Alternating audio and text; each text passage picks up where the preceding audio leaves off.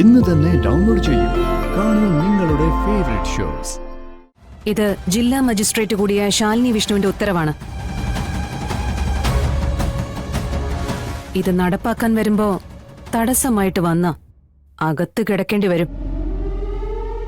വേണ്ട നടപടികൾ ഉടൻ ആരംഭിക്കണം. ബുൾഡോസറോ JCBയോ എന്താണെങ്കിലും കൊണ്ടുവന്ന് എത്രയും പെട്ടെന്ന് ഇടിച്ചു നിരത്താൻ സർക്കാർ കോൺട്രാക്ടറിനോട് വിളിച്ചു പറയണം. ഞങ്ങൾ കഴിഞ്ഞ ദിവസം വന്നപ്പോ ഇവിടെ താമസിച്ചിരുന്നത് ഈ രോഗികളായ സ്ത്രീകളൊന്നുമല്ല. ഈ പറയുന്ന മഹേന്ദ്രന്റെ കമ്പനിയിലെ തൊഴിലാളികളാ. അവര് ഞങ്ങളോട് വളരെ മോശമായിട്ടാ പെരുമാറിയത്. ഒരിക്കലും അങ്ങനെ വരാനുള്ള സാധ്യതയില്ല. കഴിഞ്ഞ 8-9 വർഷമായിട്ട് ഇവരൊക്കെ ഇവിടെ സ്ഥിര താമസക്കാരാ. രേഖകൾ വേണമെങ്കിൽ കാണിക്കാം.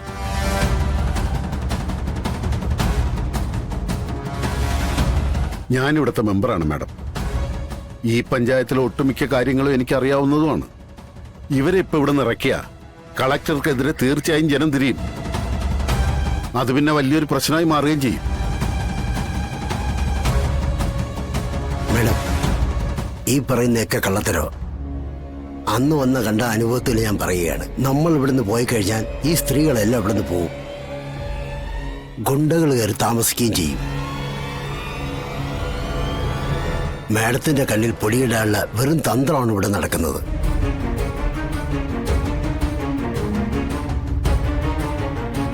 ഞങ്ങൾക്ക് സർക്കാർ നടപടികളുമായി മുന്നോട്ട് പോകാതിരിക്കാനാവില്ല. പക്ഷേ ഈ സ്ത്രീകളെ ഈ അവസ്ഥയിൽ ഇവിടെ നിന്ന് ഇറക്കി വിടാനും ആവില്ല.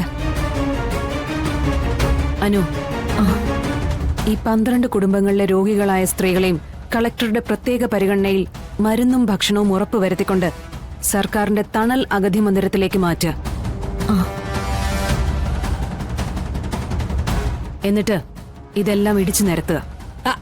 അല്ല, അതിപ്പോ അതൊന്നും നടക്കില്ല. ഇവര് തണലിലേക്കൊന്നും വരില്ല. അത് മെമ്പറാണോ തീരുമാനിക്കുന്നത്? ഇത് ജില്ലാ മജിസ്ട്രേറ്റ് കൂടിയായ ശാലിനി വിഷ്ണുവിന്റെ ഉത്തരവാണ്. ഇത് നടപ്പാക്കാൻ വരുമ്പോ തടസ്സമായിട്ട് വന്ന അകത്ത് കിടക്കേണ്ടി വരും. വേണ്ട നടപടികൾ ഉടൻ ആരംഭിക്കണം. ബുൾഡോസറോ JCBയോ എന്താണെങ്കിലും കൊണ്ടുവന്ന് എത്രയും പെട്ടെന്ന് ഇടിച്ചു നിരത്താൻ സർക്കാർ കോൺട്രാക്ടറിനോട് വിളിച്ചു പറയണം.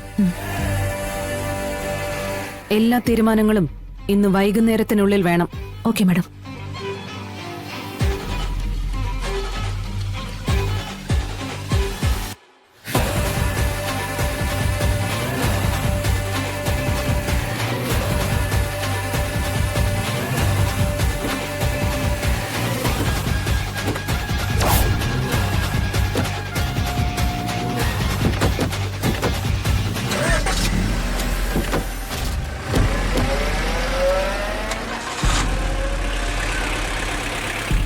ഇത് കുഴപ്പമാണല്ലോ.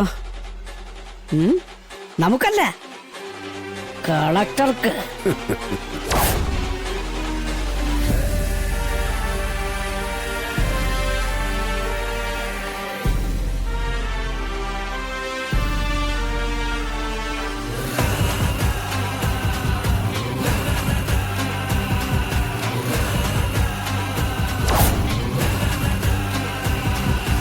മോളെ, നീ പറയുന്ന കാര്യങ്ങളൊന്നും അവിടെ നടക്കാൻ പോകുന്നില്ല.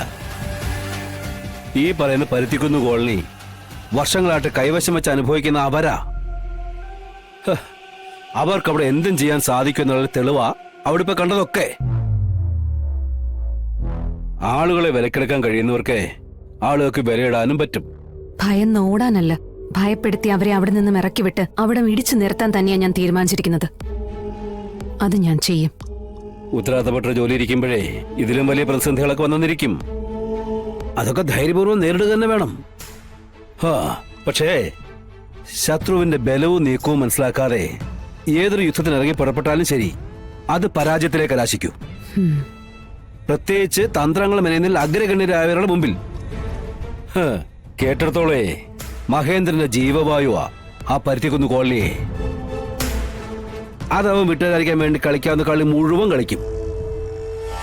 അയാളൊരു രാഷ്ട്രീയക്കാരനൊന്നും അല്ല. ഈ സിനിമയിലൊക്കെ പറയുന്ന പോലെ ഒരു കിങ് മേക്കറാ. സൂക്ഷിച്ച് മാത്രമേ അവനോട് ഇടപെടാൻ പറ്റൂ. ഇല്ലെങ്കിൽ അവൻ തിരിച്ചടിക്കും.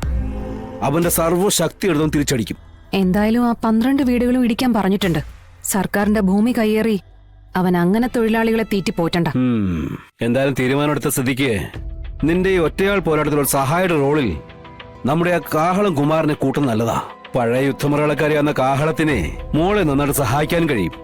അതിനുള്ള പല രേഖകളും അയാളുടെ കയ്യിൽ ഉണ്ടാവുന്നേ.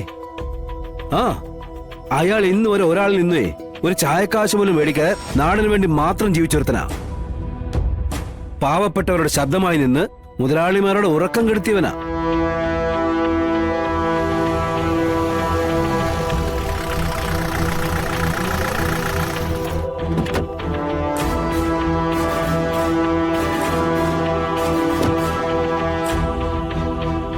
അവൻ ആദ്യമായിട്ടാ എന്റെ അടുത്തൊന്നൊരു കാര്യം ആവശ്യപ്പെടുന്നതേ. അത് മോളെ വിശ്വസിച്ച മോക്ക് ചെയ്യാൻ പറ്റുന്ന കാര്യങ്ങളൊക്കെ ചെയ്തു കൊടുക്കണം.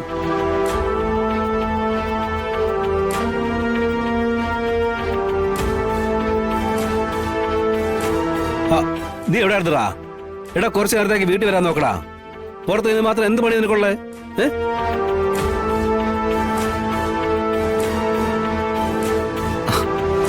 ആ ദയവായിരുന്നു പണി ഏൽപ്പിച്ച ആള് നേരിട്ട് തന്നെ ചോദിച്ചോ.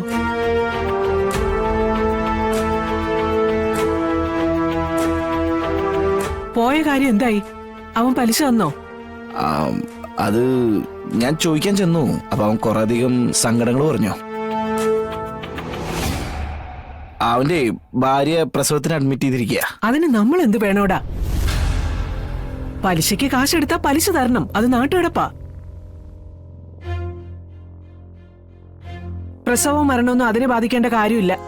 ഏയ് അതല്ലമ്മേ, അയാൾ ആകെ പരിങ്ങല്ലാണ്. അമ്മേ, അവന് മരുന്ന് വാങ്ങിക്കാൻ പോലും കാശില്ലാത്ത അവസ്ഥയിലാണ്.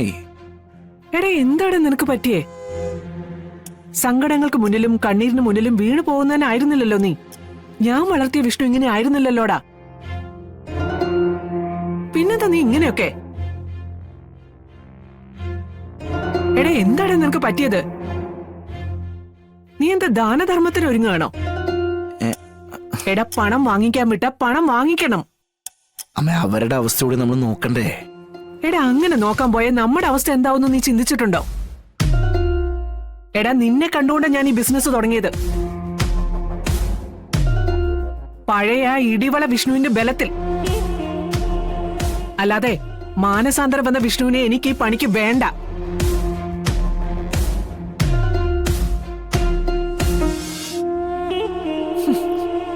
ഇതെന്താ നിന്റെ ഈ മാറ്റം എനിക്ക് മനസ്സിലാവുന്നില്ല കേട്ടോ. നീ ഈ പറയുന്നത് എന്തായാലും എനിക്ക് പറയാനുള്ളത് ഒരൊറ്റ വാക്കേ ഉള്ളൂ. എടാ ചതിക്കരുത്.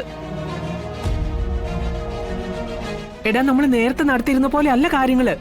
നമ്മളെ പോലെ നിരവധി ആളുകൾ ഇതിലേക്ക് ഇറങ്ങി തിരിച്ചിട്ടുണ്ട്.